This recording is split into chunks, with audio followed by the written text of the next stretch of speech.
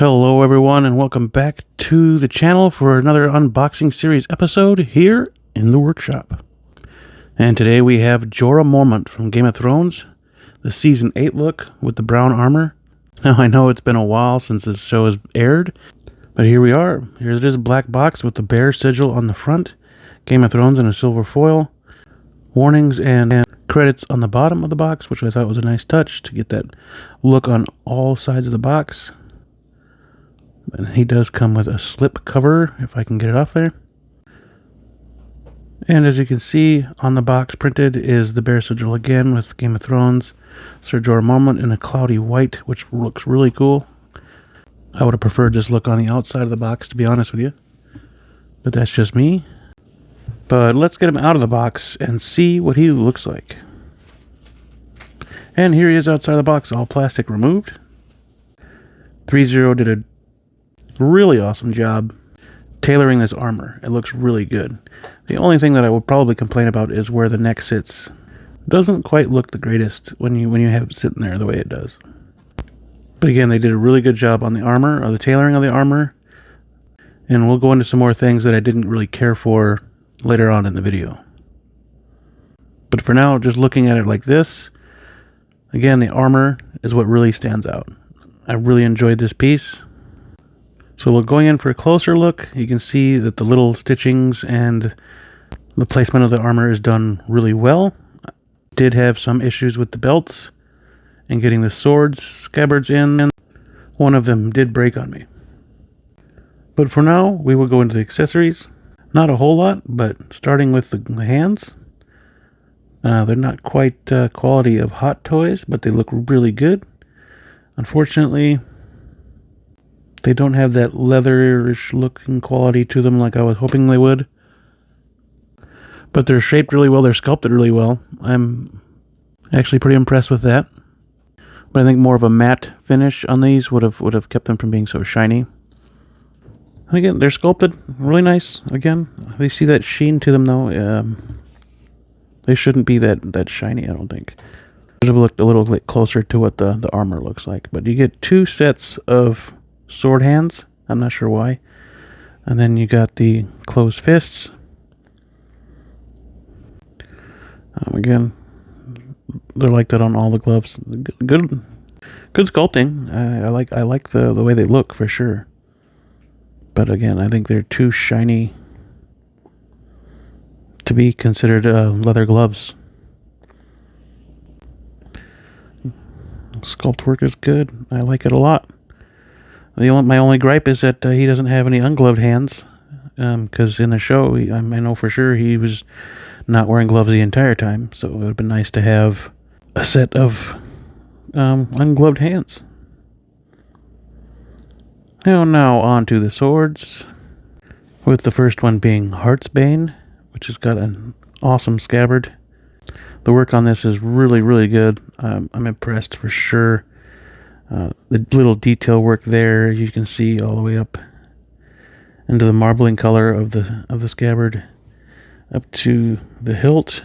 And as we open it up here, it is all plastic. It is not a metal blade at all, but it is painted very well to appear to be metal. It's got a nice silver finish on it, and it looks really good. Come on, focus. There we go. Yeah, I'm super impressed with the sculpting of this sword and the printing. It looks really good. Now this sword, just a generic sword, I'm assuming it does come with its own scabbard, but it's kind of a pain in the ass, so it's already on the figure. But again, the integral work in here in the handle, the hilt, looks really good. I'm sorry, my camera's not focusing today. There we go. But yeah, the detail work in it is great. Again, the silver finish on the blade makes it appear a metal, which is good. And yeah, I can't complain about these swords at all. They did a fantastic job. Now, on to the head sculpt. We're going to start with the shoulder pieces, which are magnetic, and they do attach to the shoulders very nicely. I feel like they're a little bit too bulky, though. They do look good, like they're studded. Here, I'll show you on The figure. Magnet there. And magnet there. Again, it looks good. I feel like they're a little bit too big, but it looks good on the armor itself. And here's another good look at the armor. Really good. But the head sculpt. The head sculpt is something I take a little bit of an issue with. Not so much as the sculpt itself, but the paint.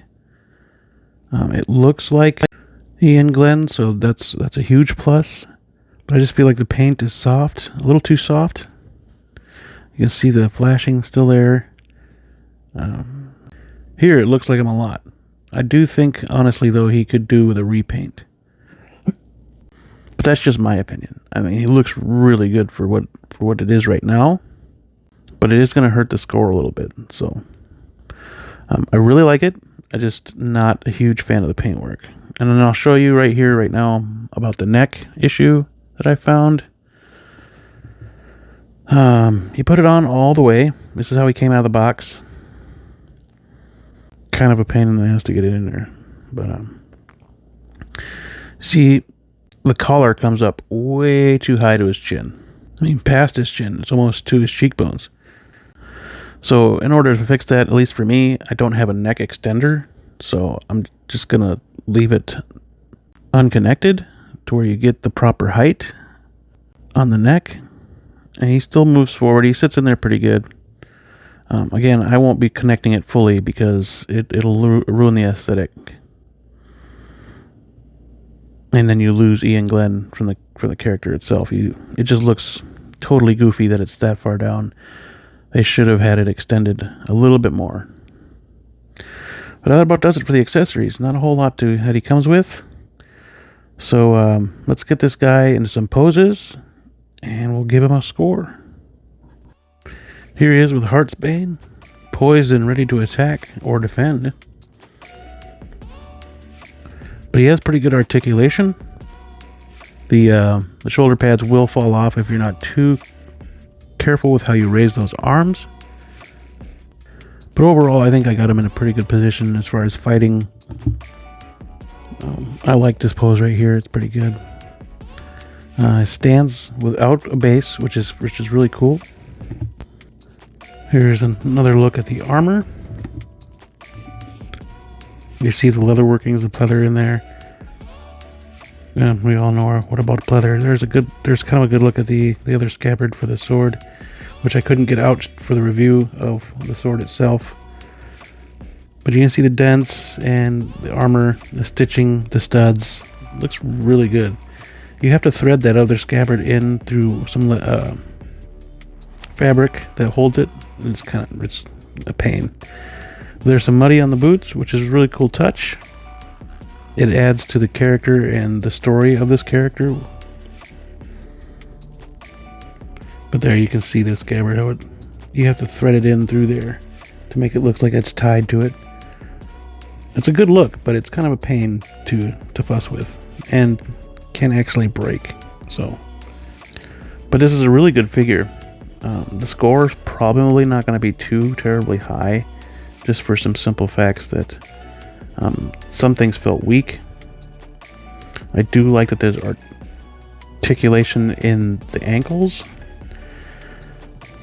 The wrist joints, the wrist pegs are kind of difficult to deal with when putting on these gloved hands, which is why I would have preferred a pair of gloveless hands. But the armor work is superb. I'm super impressed again with the way this armor is tailored. I'm super happy with it.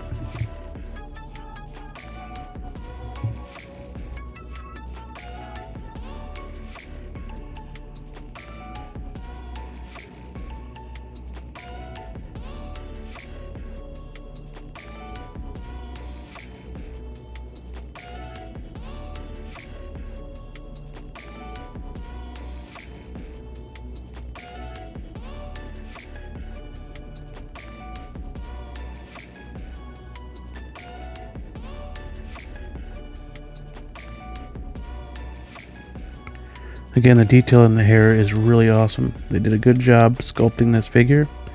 Again, that flashing there on his right side. You get that with most figures. But again, the paint is a little bit soft. And here's another pose. This one I really like. I was going to use it for sure until the next pose. I'll show you the next pose, and then you'll see why. But yeah, he looks really good with this fur cape on. Again, this is accessory I didn't show off before, but it's really nice. It's from his Winterfell garb, or basically all of the north, where it's super cold. Winter is coming indeed, right? But yeah, it looks really good. There is wire in there, so you can make it fold and make it look like it's in the wind. Along with the apron part of his tunic, there's wire there as well. So that was a huge plus to see and to play around with. But I really enjoy this figure. Like I said, he may get a lower score, but he's really awesome. This was one of my favorite characters. But to finally give this guy a score, like I said, it's going to be a little low, but it's going to be a 6.8.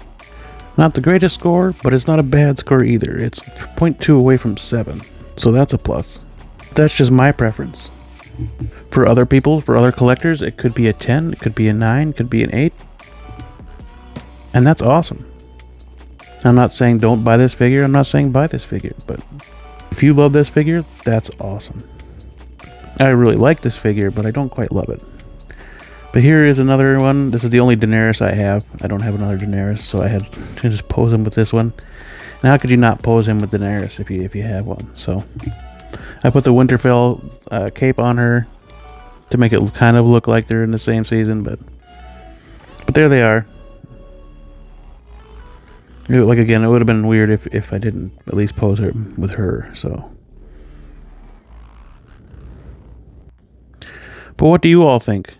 Should he deserve a better score? Does he have a better score in your opinion?